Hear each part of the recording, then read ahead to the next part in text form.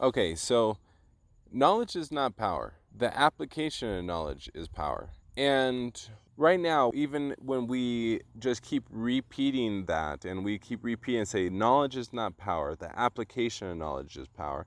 And even though you don't know what the meaning of the word application is, and you don't know what that word of the meaning is, but if you keep repeating it and you keep thinking about it and you keep thinking about the logic around the saying, then over time, those thoughts begin to create static electricity in your mind. And I don't know if it's specifically called static electricity, but it's a specific type of electricity.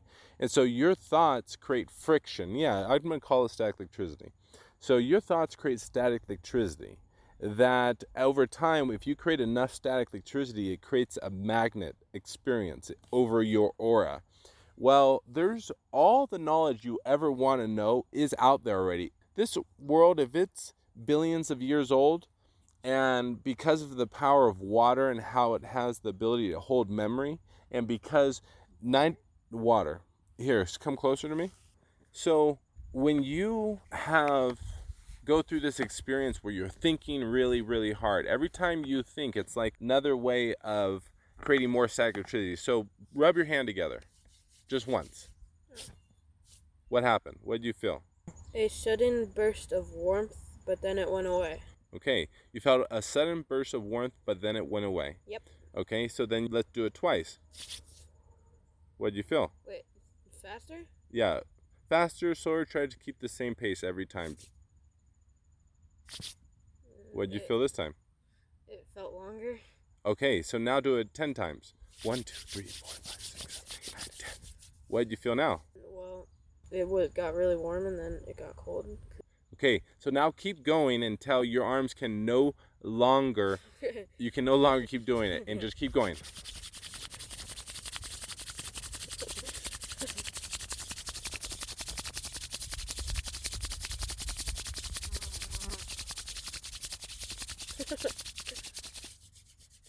Now feel your hands. Like this? No, just feel them.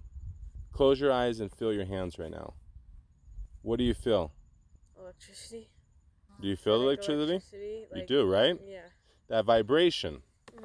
Okay? You feel that vibration, and that is the beginning of static electricity. Well, every single time you have a thought and you wonder about something, it's like rubbing your hand and rubbing your hand again and rubbing your hand again and rubbing your hand again. So every time you think about it and you think about it again and you fall asleep and you think about it, before you know it, you start creating this polarity around you, or a magnetic field. A metaphorical one or a real one? No, a real one, an actual magnetic field. And there's ways of actually measuring your aura around your body. There's a machine actually I got hooked up with like maybe 6 or 7 years ago where it measured my aura around me. And it was really interesting. It was some guy I met over in San Francisco. But my point to this is that when you start thinking about something long enough and hard enough, and you are balanced enough in your body, and so when I say balanced, you have the right trace minerals in your body, you're healthy, your polarity is able to travel from throughout your entire chakras, are able to begin to access the ether through your third eye. Because once you become a magnet, and once you begin to think of something hard enough, and because all of the information is out there in the world already, and because water has the ability to hold memory, and because 90% of the world is water, okay, 90% of us is water, okay? So technically we only have 90% of knowledge that's available, right? You hit it. If we want to, we are capable of accessing knowledge in the ether 90% of the time. Well, we got to become in tune to that. We have to become more hypersensitive to that energy. And what I mean by that, so often when we're talking about watching TV earlier, right? Yeah. Well, when you watch TV gives off a certain type of energy, okay? Well, that depends on the show, right? 100%. That's such a great point right there. First off, no matter what, screen time is giving off a certain energy, because it's taking power from the electricity poles and it's sending types of blue and red lights from the screen, and your eyes are processing not natural light during the natural day's cycle. Like the sun comes up, you have certain reds and blues, and then night goes down. Normally, back in the day, they might have a couple candles or candles, a fire, but nothing to the extreme of a light bulb. That's why when you go and look at a light bulb, they say 100 candles. Well, that's 100 candles on all at the same time. That's how much light it's giving off. You get what I'm saying? Like back in the day, let's say 100 years ago, let's say go a little farther back probably, let's say 150, let's say 170 years ago, the majority of the world was just all on candles. No one would burn 100 candles all at once. You know what I'm saying? That was a lot of money and a lot of energy. Does that make sense? Yeah. Okay, so all those, also just taking into consideration, TV affects your energy, arguing affects your energy, fighting affects your energy. All this stuff affects your polarity, right? So we are capable of accessing wisdom and knowledge 90% of the time, although 90% of the day we could be battling other issues. We could get an argument with Starla, your sister, or we could be fighting with Sage, arguing with mom, or I might want to watch TV for a while and I'm just bored, and and all these different energetic energies that I personally have to battle for. Or you just come outside, you wake up, right, when you're super hypersensitive, you're just totally calm, you haven't talked to anyone, you wake up, you go outside, you sit, this is before the sun comes up, right, and you sit outside in a somewhat kind of comfortable area. When the sun starts to come up, or still, let's say it's still kind of, the sun hasn't come up, it's just starting to peak, so you still feel the coldness of the morning. And then you feel the sun come up, and the sun is slowly starting to hit you, and you are actually warming up before the ground warms up, because it just takes a little longer for the ground to warm up. But then the sun starts to hit around you, and then you feel the ground start to slowly warm up. And then before you know it, you become incredibly hypersensitive to these small subtle changes throughout the morning, right? So you're waking up with the day in a sense. Then let's say you start to think about something you've been wondering about. Whatever it is, you're staying present, you're staying in your body, because in your body you learn, when you're present, that's when you're like super powerful, right? Let's say. Yeah. But you're thinking about something you're wondering about, and a problem, whatever. Well, if you apply yourself like that day in and day out, you should be able to access the knowledge of the ether. Meaning, I'll give you an example for what I do in the garden and how I feel personally, how I access the ether. Oh, so you can access it? Absolutely. And when I'm in that pristine moment, and I accessed it this morning, and I've been accessing it the last few mornings, and I'll give you an example, and I know this might sound really incredibly ridiculous, but this is just how you keep accessing the subtleties of how you access it and how the ether keeps providing that knowledge to you. So for me, I've been gardening ever since I was a little baby. Like my father's taught me how to garden, right? But I've never been like that. I know what he knows. He just says, okay, plant the seed here, you water, and there's slow subtleties of knowledge being built, right? And I left to the military, came back, so I forgot everything he ever really taught me. Then I spent 10 years growing specifically cannabis. That's it. I don't grow anything else. No food, no corn, no nothing, no squash. I don't know how all these other plants grow. I don't get it, you know what I mean? But I get the basics, right? This is how you plant a seed, you water it, sun comes up, and it should grow. You know what I'm saying? I get the basics. And then what's been really interesting to me is growing the pumpkins, the zucchinis, growing the summer squash, growing the winter squash. The reason why they've been really interesting to me is, and also the tomatoes, the similarities between them, is because for the tomato to come in, the flower has to bloom, right? And it's kind of a lot easier for the tomatoes to bloom than everything else, because a lot of tomatoes grow vertically, right? A lot of the other stuff grows along the ground. And what I've realized is that if that flower doesn't totally bloom, it won't produce a fruit. But it has to fully bloom, and then after the flower blooms, it's where the squash comes in, or is where the cucumber comes in, or is where the tomato comes in, right? And over the last few days, the zucchinis and the winter squash and the cucumbers, I got a couple zucchinis in the beginning, the last couple weeks, but then it just stopped. I'd be getting these little zucchinis going, but then they just dwindle away. So it'd get the flower a little bit, but then I started to notice over a few days, just paying attention to what was happening, that if the flower got a little bit of mold or a little bit of something right before it completely flowered out, the fruit would start, or the vegetable would begin to grow, but the vegetable would get mold or something, and it would get, you probably saw them, right? These little tiny ones, and they would just die off, right? You know what I mean? They get a little yellow on one side and then green, and then it'd be like half was good, the other half was bad. Yeah. Well, I was like, okay, and I didn't get on YouTube, I didn't do that, I didn't call my dad, I don't know the solution to the problem. But I was like, you know what would it take for that flower to bloom? What does it need? It needs a little bit better environment to grow. And so I was like, okay, well, what's creating a situation where the flower isn't fully blooming? And so every single day, I didn't know what question to ask myself every day. So if you don't know the question, then you can't find the answer. Exactly. But I kept asking myself questions of things I did know. And I created an answer for that. And then that answer then led to another question that I didn't know. And every single morning I got up earlier before everyone else, I'd come out and I'd look at the plant. I slowly began to develop, they call it a hypothesis. I call it accessing the ether.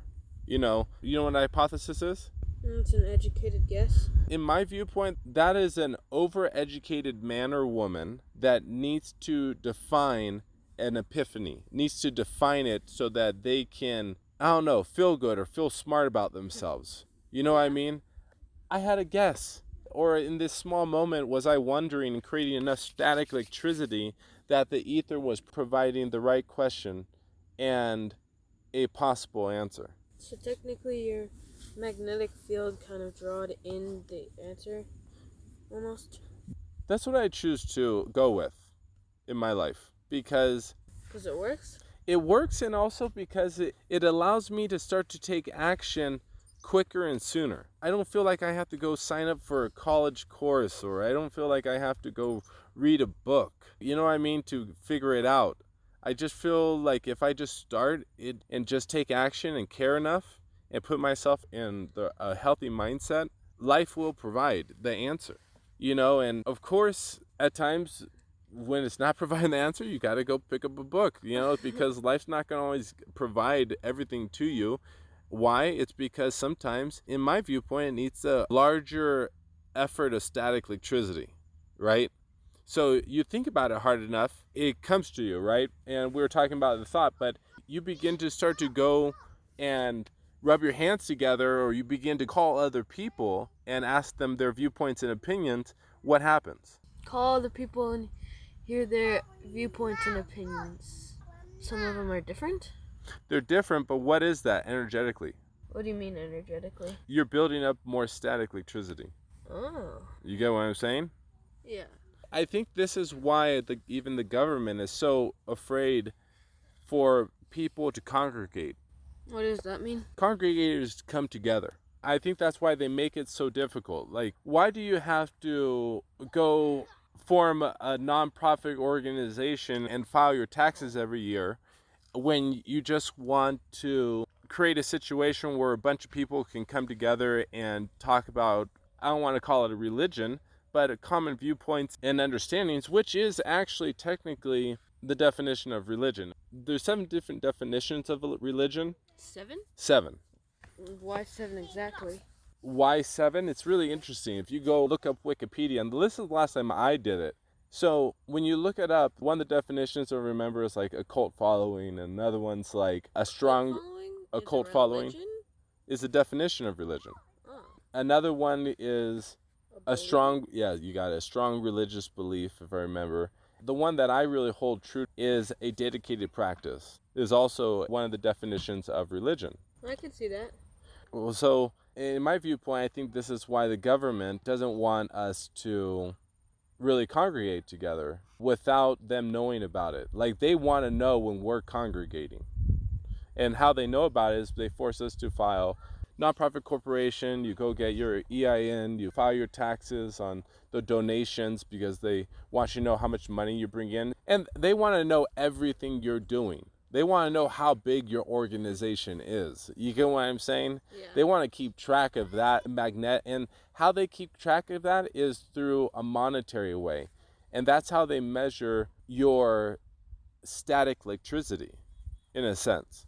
That's why the concept of operating outside of this current paradigm is so powerful, or not accepting money as value. This doesn't work for everything.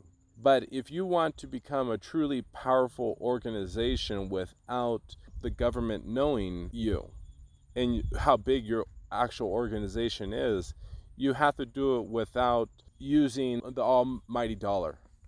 It really is. Like, when you show up, instead of them giving 10% on money, everyone shows up and they bring a meal. You know what I'm saying? And everyone eats together. That's a way of operating outside of the paradigm. But that's also a way of you guys all kind of coming together and agreeing or disagreeing on common core values. Do you understand what I mean? I mean, are you saying that, like, just talking and about that stuff? Absolutely. Absolutely. 100%.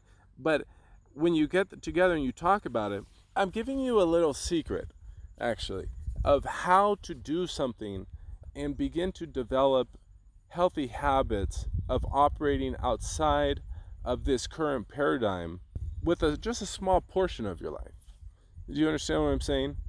If you're going to live in the United States or live in this type of world, you're going to have to learn how to work with money. You're going to have to learn how to work with people. It is what it is. But if you learn and develop the ability to work with other people without using the government's help, and what I'm talking about is true independence. Because instead of relying on the government for assistance, let's say you need their help because every time you go to school and you get lunch, that's government assistance in many levels, unless you bring your own food. Well, we get free lunch.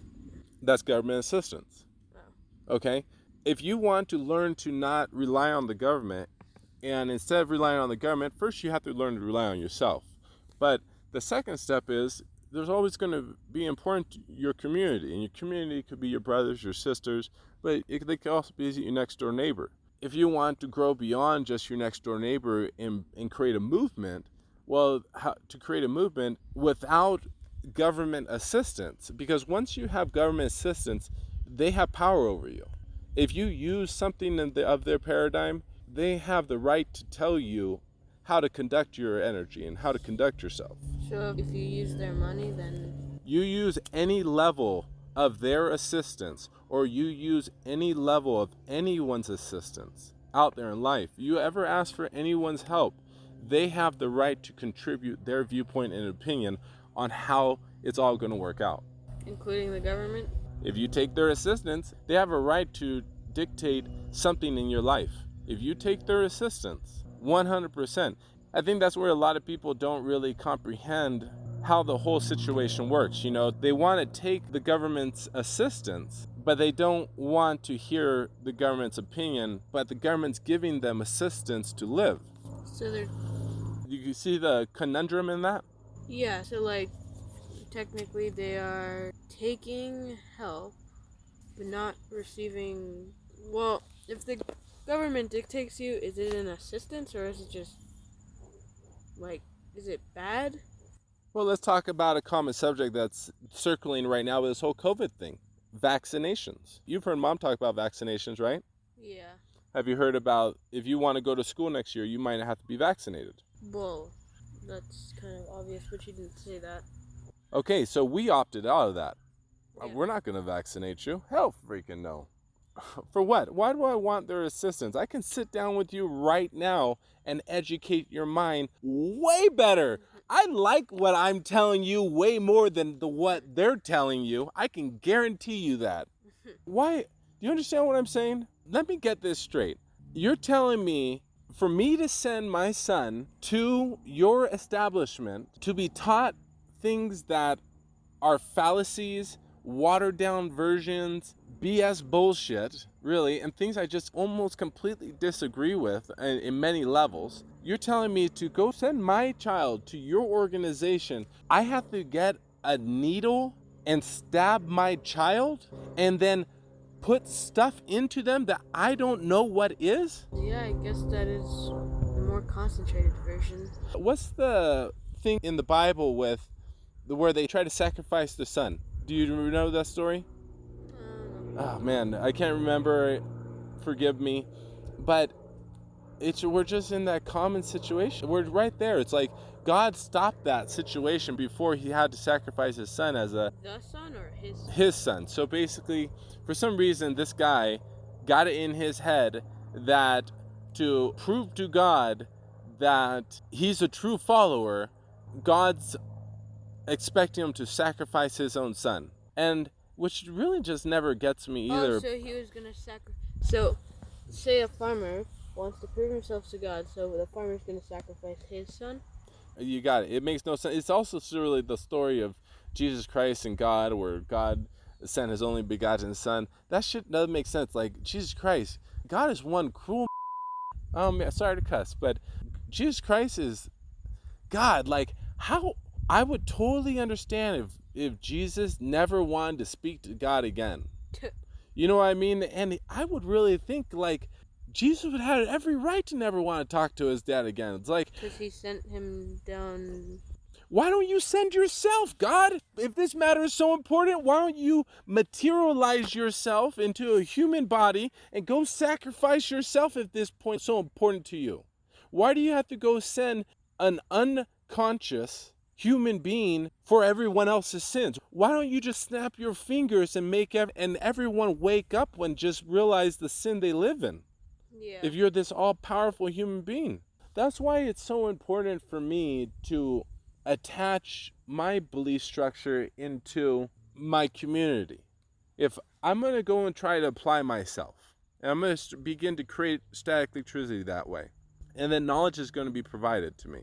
And if I don't know, I'm going to go and communicate to my community that's in line with my values. And then they're going to create more static electricity, and they're going to help provide more answers to me. And through that process of me, let's say, growing food, then I'm going to grow food, and then I'm going to take that food back to the person that helped provide the knowledge to me. That entire time, I am creating healthy relationships around my community, and I am no longer needing the assistance of the government.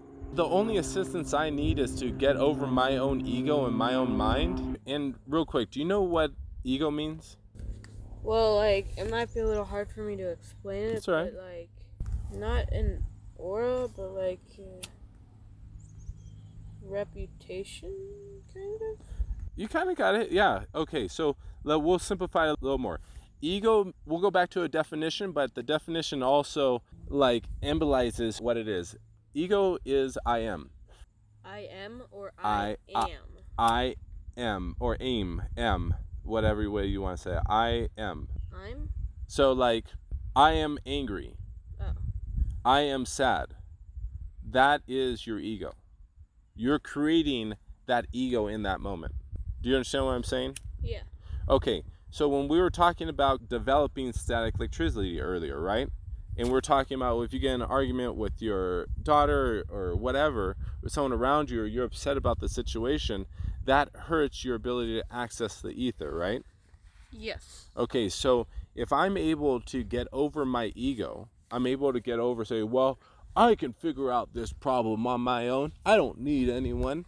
Well, if I can't get over that, then I'm not able to accumulate enough static electricity to solve my problems and to acquire the knowledge that's out there in the ether. But if you want to do it by yourself, then you have to say that. First off, if you want to do it by yourself, I guess you can approach it like that, but let's think about it. If you want to eat food, did you grow that seed by yourself? That food by yourself?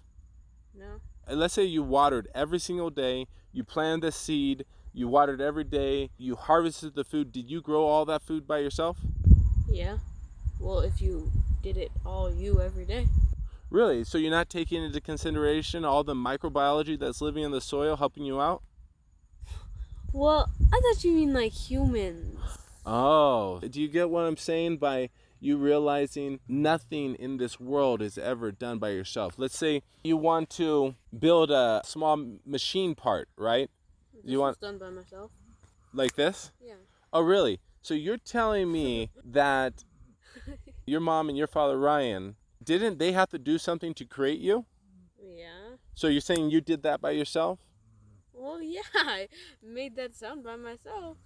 Yeah, you made that sound by yourself, but did you come into existence? Somehow there was the Virgin Mary where just boom, she was spawned to existence, and No, I didn't do Jesus that by Christ. myself. My point to this is that thought process of you want to do it yourself, instantly get it out of your mind. That does not exist. Okay. Does not exist. Okay? Can't exist? No, it cannot exist because everything has a relationship in one way or another. Someone will always create a piece of equipment that you need. And the reason why I'm telling you to get that thought process out of your mind now is because I want you to reach your highest and best potential in life. And at some point down the road, whether it's now and you trust it or whether it's 20 years from now, you're going to realize that statement to be true. And when you do, you will then begin to do whatever you have to do to not do that anymore because you want to accomplish your goals. Unless you don't want to accomplish anything in life, and at that point you're just going to get government assistance and they're going to tell you how to live, and then you're going to get tons of immunization shots, and they're going to send you over to FEMA camps to live because it's less expensive for you to live there than it is to live in your current community where you live now.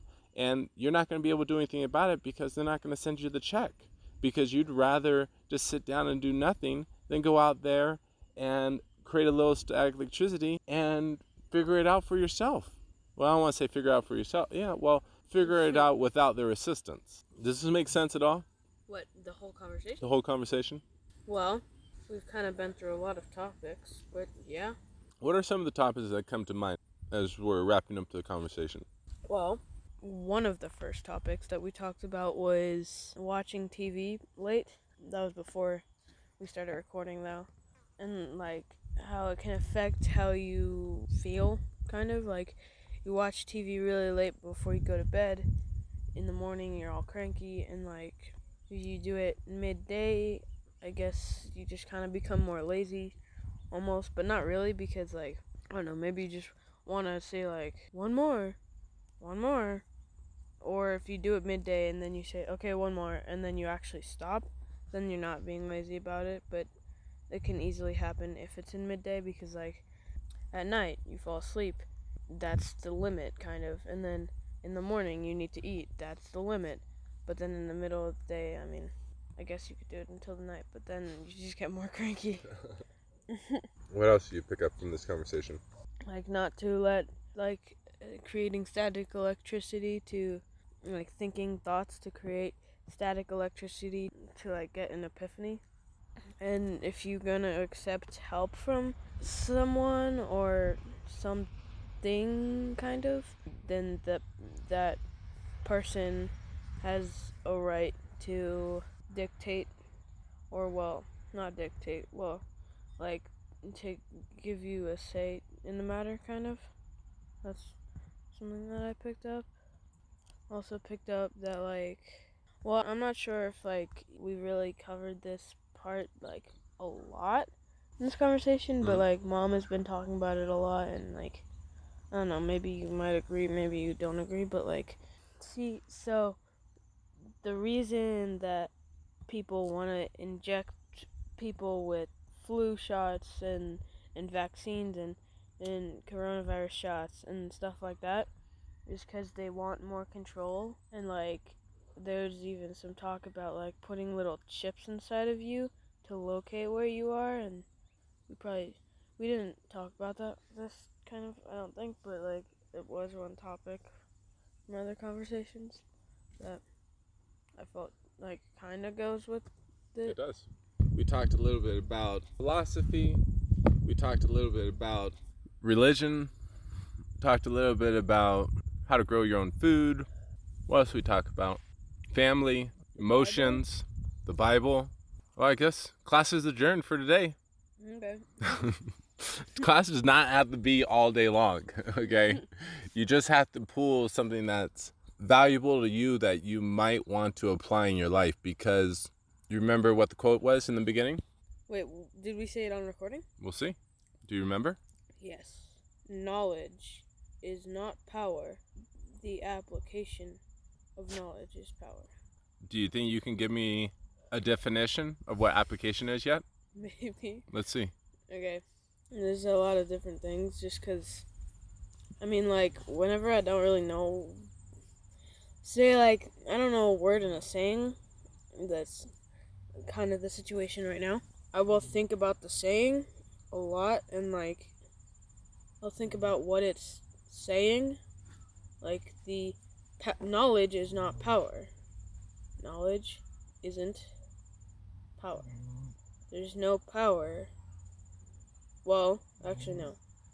See, right there. See? No, keep going with your thought. Keep going. There is no power. In knowledge. But, see, but then... There's no power in just knowing something. Yeah. So where does the power come in? The application. And what does application mean? Wait, could you say that again? So there's no power in just knowing something. There's no power in just knowing something. Where does the power come from? So if you know something, but you just sit in that chair, If I know something and sit in a chair? how useful is it to anyone? What are you talking about? So I'll give you a real life application. You know the dishes have to be washed, but you just sit there and don't do anything. How is that valuable to anyone? Learning? Or doing it? Oh, so what does application mean? Doing it? Absolutely, taking action. Oh. Okay, so knowledge, knowing something. Okay, I'll say the quote and then just the meaning. Knowledge is not power. The application of knowledge is power. That means there's no power in knowing something, but taking action to know something. Taking action on something you know. Taking action on something you know. No, wait. There's power in taking action you something you know. Mm-hmm. In something you know. Give you another example. Someone's obese. They know they're fat. Okay? They know they're unhealthy. And then they take action to do... Normally they'll take action to go eat another pork rib or another big old piece of steak or something that will only keep them in their situation.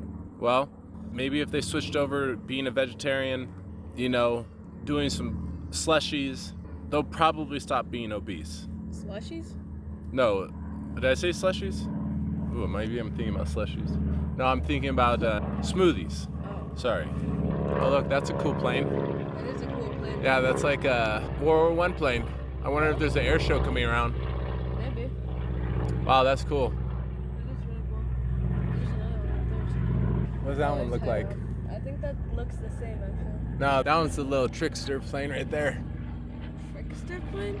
Yeah, that one right there, they can do super amazing tricks. Like, they can negative, I don't know how many negative G's, and I was in a plane like that. I pulled like negative 2 G's and 6 G's, and that's where basically you're either going up in altitude or going down really quickly, and you're either putting more gravity on you or you're putting less, which is a whole nother conversation of why the world could possibly be flat versus round. But it's another topic for another conversation, and we'll call that class out of the box thinking classes that you can maybe take an exploration one day if you make enough money and go figure it out yourself. Okay. All right, I love you, bro. Have a good day.